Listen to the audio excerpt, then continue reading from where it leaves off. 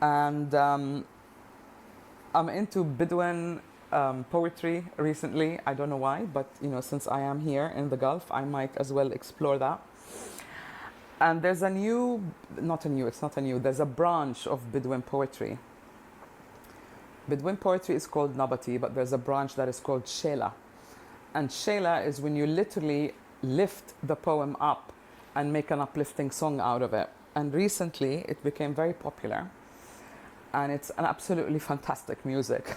And I discovered this singer because somebody posted a small section of his song on Instagram, and I thought, wow. So now that's my wake-up music. I exercise to it, I start my day with it, and it just puts you instantly in the now instead of being worried here and there. So if you want to, DM me and I'll send you the song on YouTube. I'm not sure if I can share it here. And if you do Zumba, oh my God, you are going to be Zumba-wing on this song forever. It's just amazing.